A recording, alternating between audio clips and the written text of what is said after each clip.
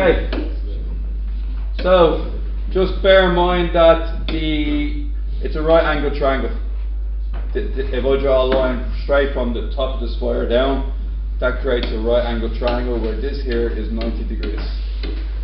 Are we alright with that? I've effectively created three triangles, haven't I? The left one, the right one, and the full outer one. Now, what we're going to do first is the side that links the information from the left triangle to the right triangle is this side here. That side is the most important side to obtain its information. To obtain its information, we're going to write down that this angle here is 140 degrees. How do I know that's 140? And then that leaves this one to be 10. Now all of a sudden I have this type of triangle here. That's 140, that's 10, and that's 30. I know that's 25, and I'd like to find out this. Green part there, yeah. So we call that x. We're going to use the sine rule. So the sine rule is going to be x over sine 30 equals 25 over sine 10. X equals 25 sine 30 over sine 10. Anybody get that answer?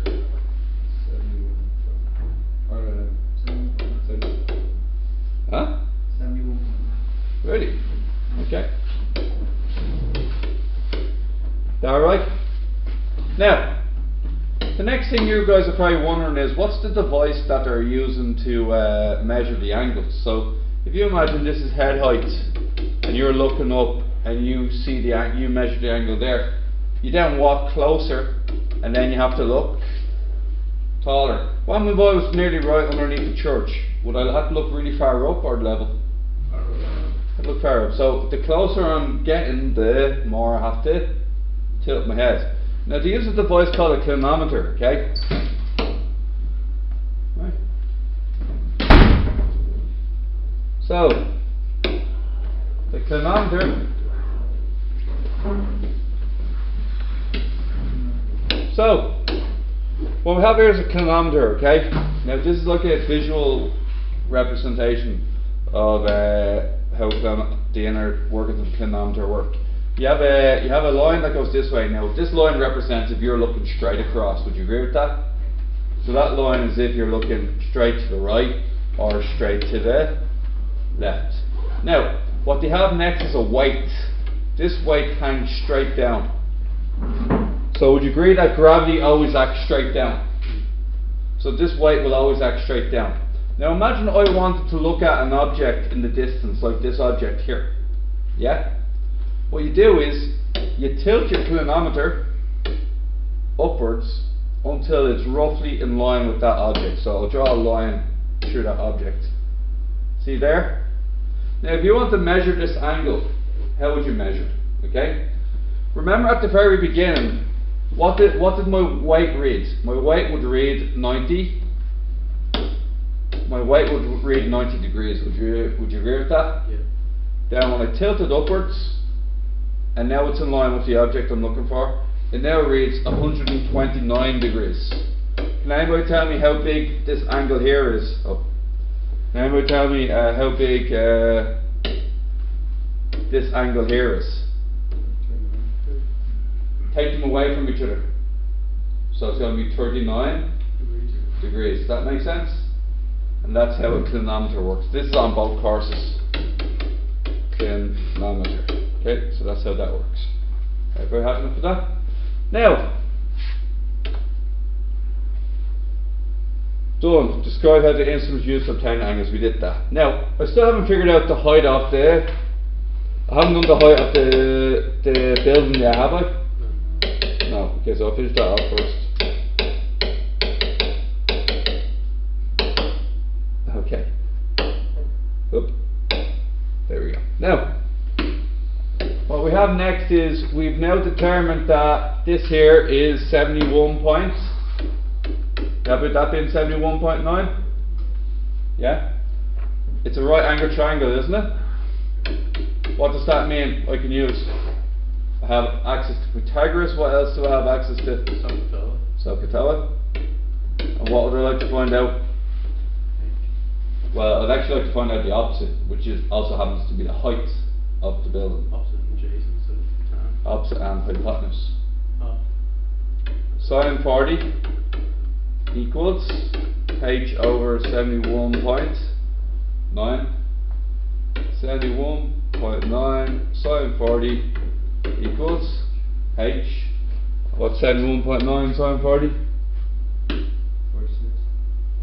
46. And we get that last night, 46 meters equals h. Okay, great. Wasn't that hard, was it? Now, next one. Something we need to do before we do this. Okay.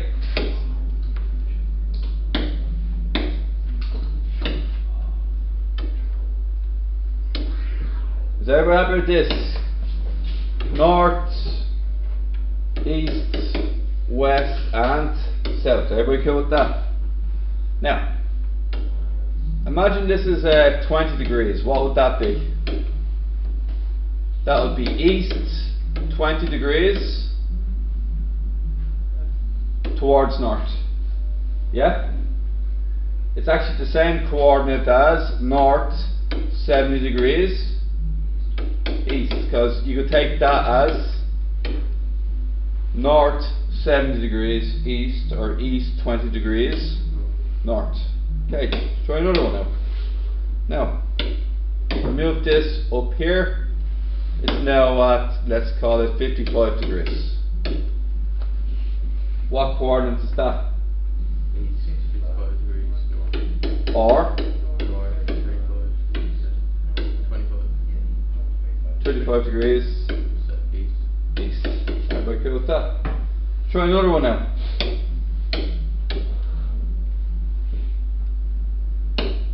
$30 degrees this way.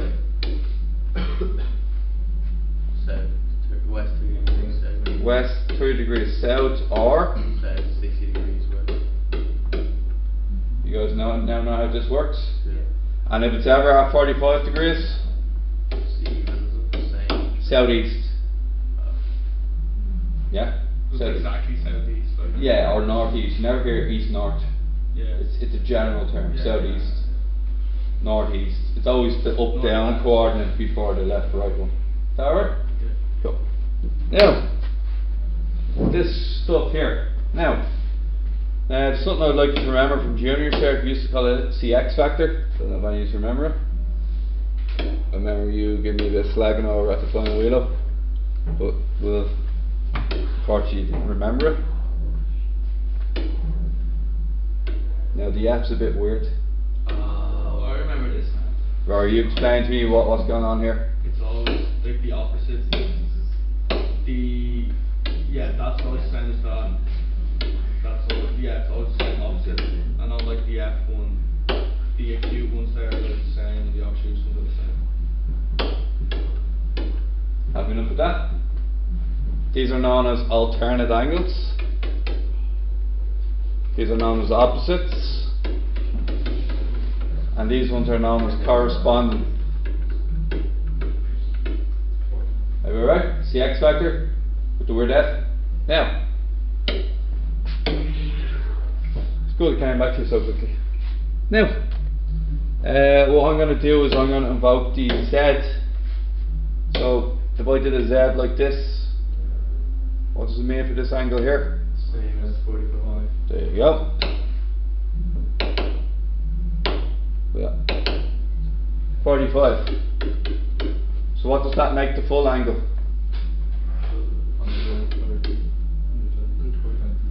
120, it's okay. Calculate QR. It wants QRP, doesn't it? Which one's QRP again? Q, the triangle. Q to R to P is this one here, isn't it? Okay. Now.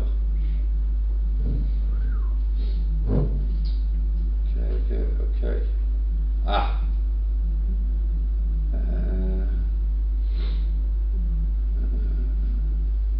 Okay. Would everybody agree that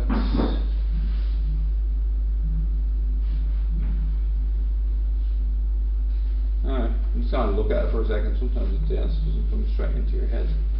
You look hard. Right, we agree that's 15. Why is that 15? Sorry? Gotta be 90. That's a 45 as well. Here to here is the full thing. Now, what is the little one? Is there any more Z's here? There's no more Z's. Would that be the same? Would that be 15 as well? So It turns out I couldn't really get any more information about that triangle using just, CX factor methods. Couldn't do it. So what I'm going to rely on next is our other bag of tricks. I forgot we're in the trigonometry chapter, right? And there's a whole bunch of tricks there that I haven't even tried yet. So that's 53. That's 37. That's 120 degrees. And we're looking for this angle here. So let's call it A. I would say sine A divided by what looks at the A? 37 equals 53 sine 120 over 3. Now it would usually be upside down, wouldn't it? It'd be 37 over sine A and 53 over sine 120, but I just turned it upside down just to make it easier on myself. 37 there, guys. What happens next? 37 sine 120 all over 53. Put that into your calculator and sine inverse the answer. So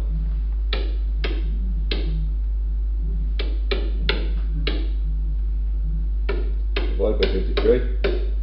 Up. Alright, let's go again.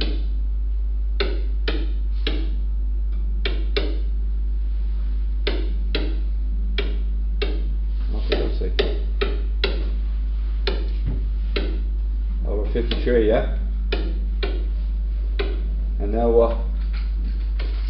Sin inverse, the answer. What you get? 37.2.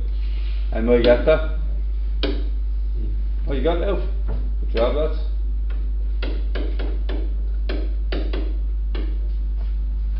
Not liking this chapter. Now, what does it want me to find next? Q1. Which one's Q or? That one? There. Well, look, if that's 37.2, what does it make this angle down here? Sorry? 22.8, yeah. 22.8. You have a choice, don't you? yeah, I just got a question. Could that not be 15 because it's kind of like a Z there, or does it have to be? Here? Yeah. It's not. It had to be going straight across. Oh yeah, I was thinking that, yes. So, CS factor is when these two are parallel. Yeah. What you're describing is using that, Yeah. where that's not parallel to that one. So that's the argument there. Okay. Now, we have two options. We can do a cosine rule or a sine rule, whichever one you want. Choose. Sine. Sine rule. Okay. We'll call this x if you don't mind. Yeah. X over what? Sine 22.8. equals. 53 over sine 120. Yeah. You could have also choose 37 over sine 37.2, whatever you want. And to finish it off, x equals 53 sine 22.8 divided by sine 120. Anybody get that? 23.72. What? 23.72. 23.72. Good. And moving on. This one here. Speed equals, oh sorry, distance equals speed multiplied by time. Have you enough of that? No.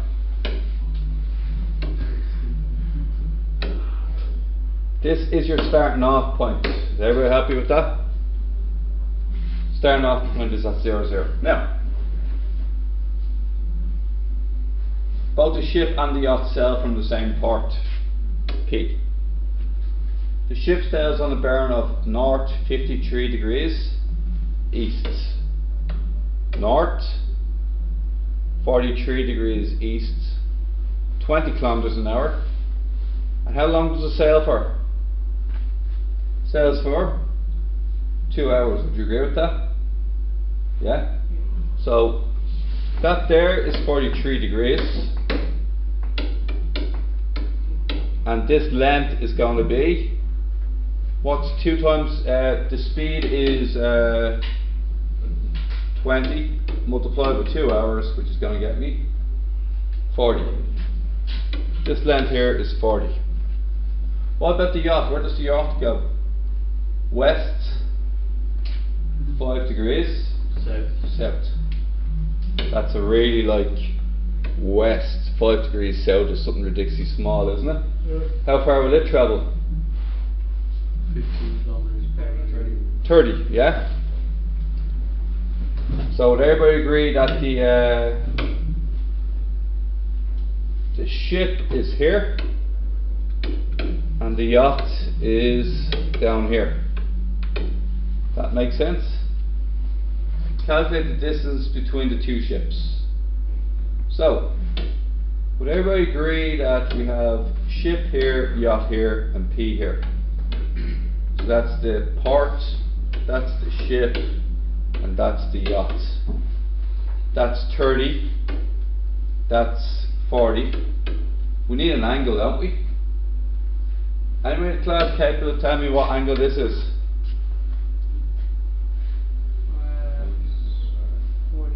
43 plus 90 plus 5?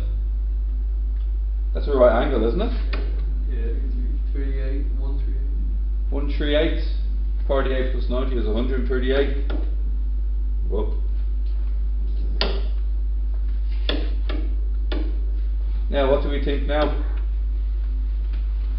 We want to find the distance between the two ships. Sine. Sorry?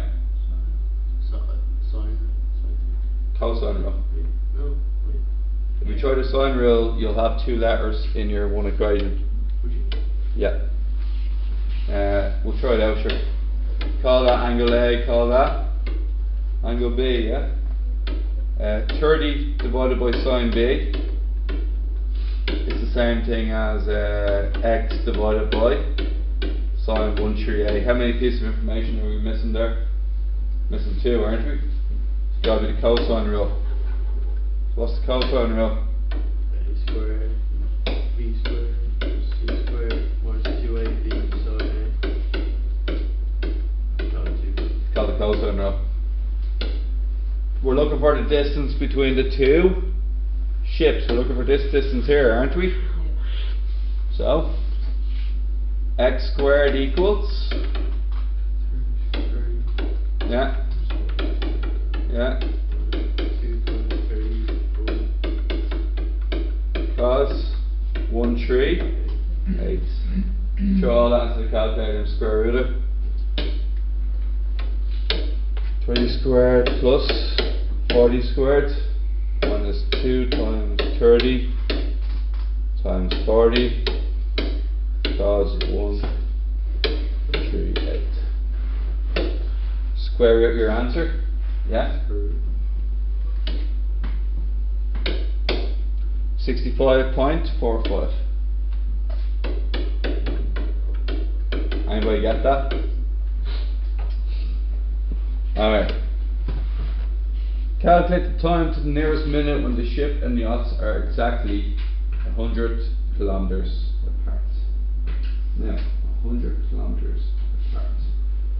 Would everybody agree that there's always going to be 138 degrees between them? Would you agree with that? Yeah. Always going to be 138 degrees, yeah? You have enough of that? Yeah. So, technically speaking, would you also agree that the answer you're expecting is longer than 2 hours? Because after 2 hours, how far apart were they? 64.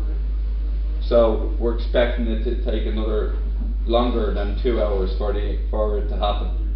Okay, we're cool with that. An hour. So here's what we have to find out.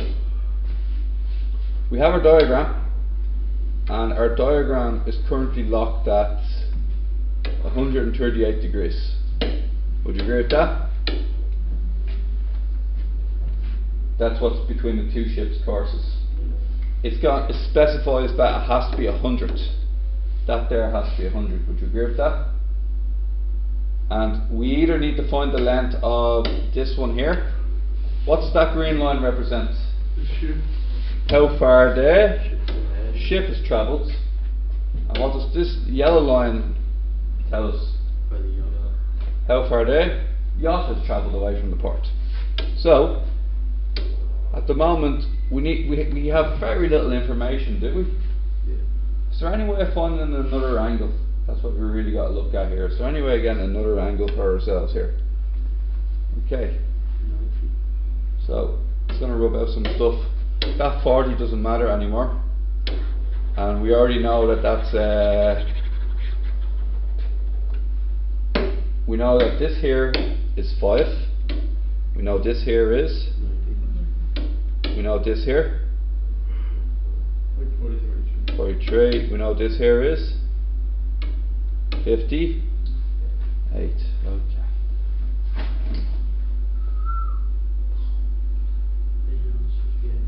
Huh? Sorry? 47. Oh, 47. Why is that? Because it has to be. Yeah, because it's... Oh, yeah. Good morning. Here today's entrance for there's only one. I got stuck here, guys. I wasn't able to successfully at the time figure out what this angle is and this angle here is. But what I decided to do instead was that the boats are moving at a consistent speed. So what I said is that after 2 hours, they're 65.45 kilometers apart. That's the answer to question 1. This gap should increase at the same rate. So I said, how long does it take for 1 kilometer to go 1 kilometer apart? I divided both sides by 65.45. Then I said, look, how long does it take for 100 kilometers? You just got to make both sides 100 times bigger. I then put that into my calculator. I got 4,000 over 1309, which is basically 3.05 hours. There's a DMS button here that changes it into hours and minutes for you. That reads 3 hours and 3 minutes and 20 seconds, which is 3 hours and 3 minutes. It's a 76. Don't mind that. So it's something like that. So we left that at 1200 hours plus our 303 would mean a 1503 time for that to happen. Is that alright? Gary, no, that's like the original one. Lads, as it turns out, the last question would have actually been quite useful because you were given all the initial sides. So actually, as it turns out, you could have actually found out the two angles using information from your last question. Because remember, I said the angles didn't change. So using that method, we also could have found out what these two angles were here. That'd be another way of doing it. So.